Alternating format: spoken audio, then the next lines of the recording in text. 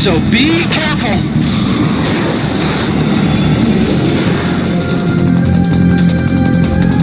Engaging shock units.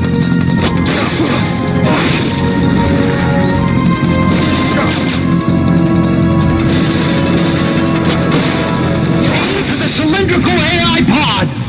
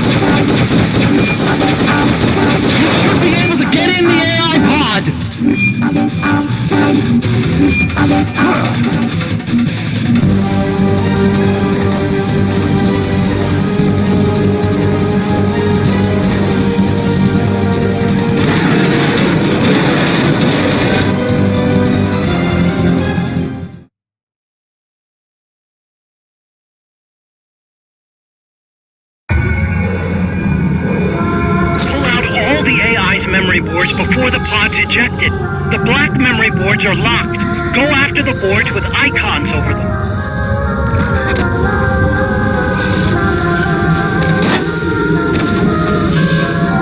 You can unlock memory boards by destroying the mechanical components that they control.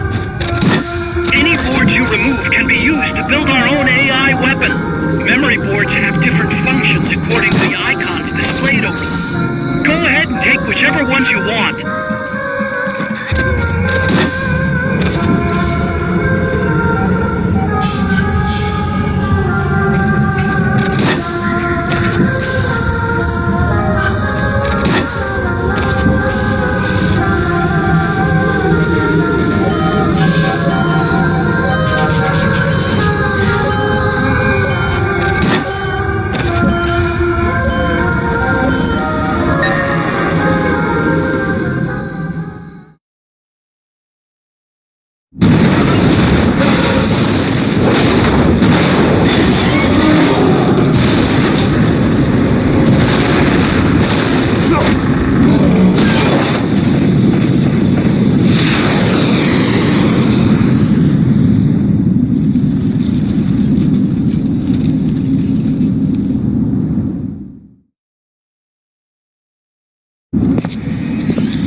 That was an unmanned weapon. A prototype. I made it myself. Who are you? I work here. Well, used to, anyway. Name's Huey.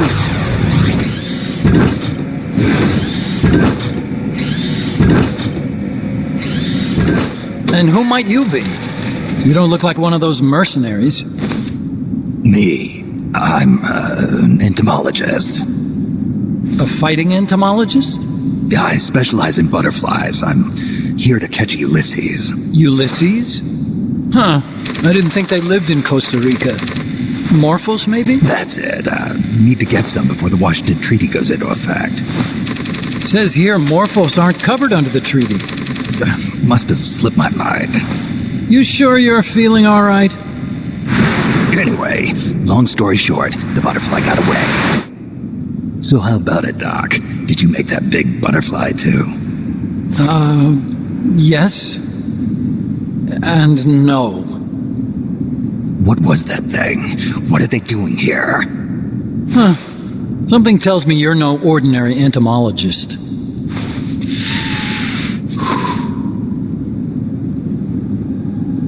The nukes were loaded on that machine. The project's entering its final phase. Project? That's right. The thermonuclear warheads they brought in, the bases scattered throughout Costa Rica, the mercenaries, the AI weapons, the research we were conducting here, it's all for this. We used this facility to develop unmanned weapons. Unmanned? Robots. The one you just fought was a PUPA. There's also a flying type called Chrysalis and a treaded type, the Cocoon. Motor control, target detection, tracking, attack, capture, and transport functions are all controlled by an electronic brain. There's no need for a human pilot. They can only follow simple commands, though. Why build them here? For the CIA. They invited me here a year ago. That's who that guy was. The CIA's station chief for Central America. Goes by the name of Hot Coldman. Apparently he was some sort of hero back at the height of the Cold War. He's the one running the show.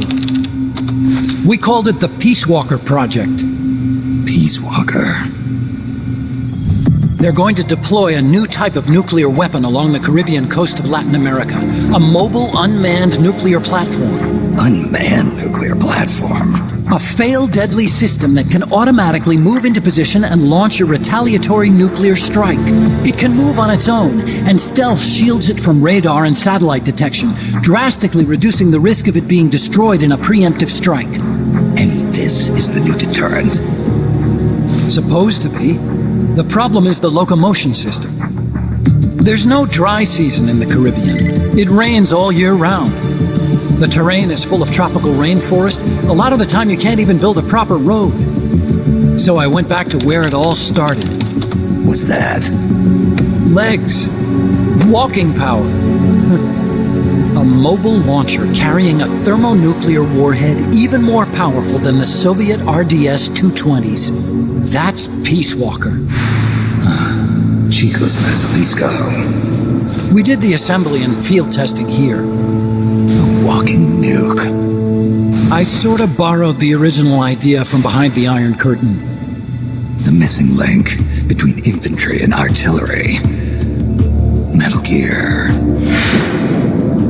Metal Gear. But they'd actually need to deploy dozens of them. Coldman needs funding for that.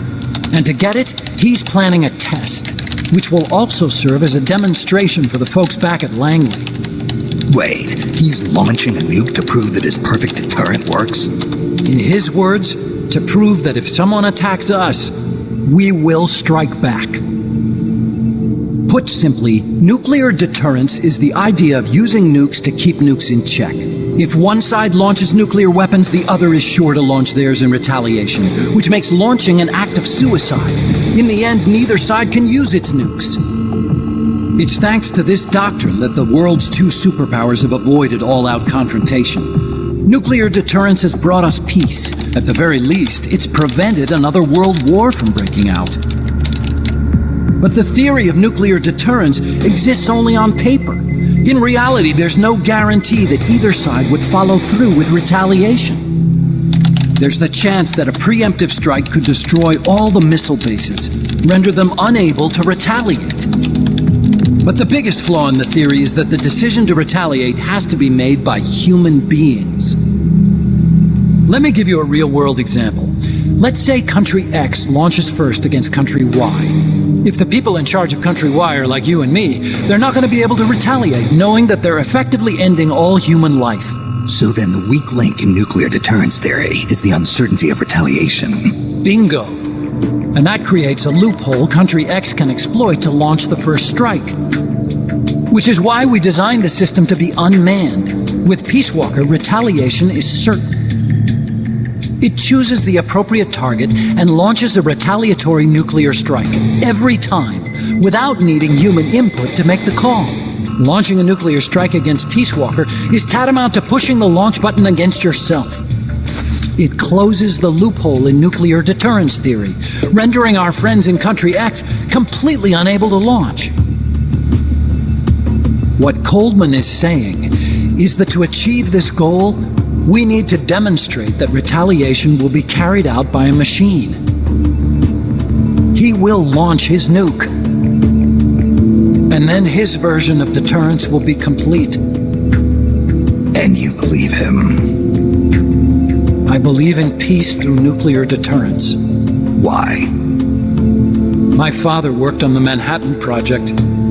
He put his whole life into that research. And all it created was this illusion of peace called deterrence. And then I was born, unable to walk. I had no choice but to face up to the nukes. But if they do end up launching, it'll all have been for nothing. They've got to be stopped. Where'd they take the warheads? To a base near the border. The final test is 5 days from now. Where's the base? You're gonna stop them? It's kind of a hike. And besides, there's a surefire way to halt the project. You see, Peace Walker isn't quite finished yet. What do you mean? It's missing one last critical structural component. The AI. Its brain. The reptile pod, the electronic brain I was working on, can only follow commands like, go there, attack that. I guess you could compare it to the human cerebellum. But for nuclear deterrence to work, it must function in place of a human decision maker. It needs something to analyze the huge volumes of data coming in and select an appropriate target for retaliation. Hence, it needs the high-level decision-making ability of a cerebrum. A mechanical cerebrum. The hardware configuration is modeled on the human brain, similar to the pod I worked on, but its role is completely different. Where's it being made? A research lab to the north. An AI expert named Dr. Strangelove is developing it. Very hush-hush. Dr. Strangelove. Strangelove was recruited from the States, too. In the field of AI, there's no one better, that's for sure. But man, what a basket case. She hates everybody. Go to the lab and destroy Peace Walker's cerebrum. I'm pretty sure they haven't finished the final calibrations yet. I'll lend you my ID card. It'll get you through security at the lab. Oh, and one more thing. What's this? A letter of recommendation? Yeah, it's from me to Dr. Strangelove. Don't read it, okay?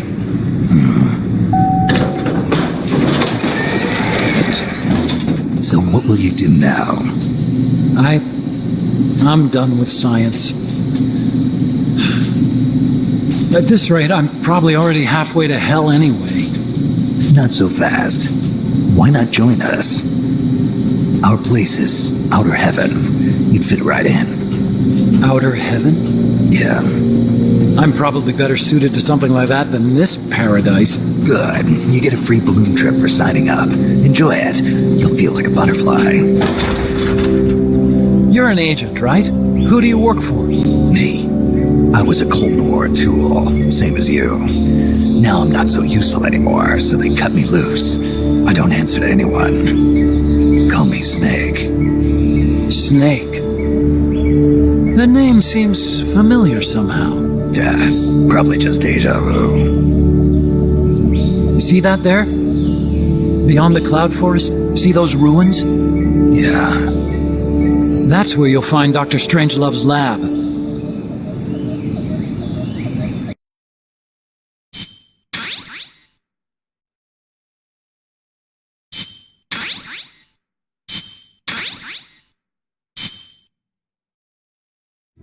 Snake, the doctor's safe here with us.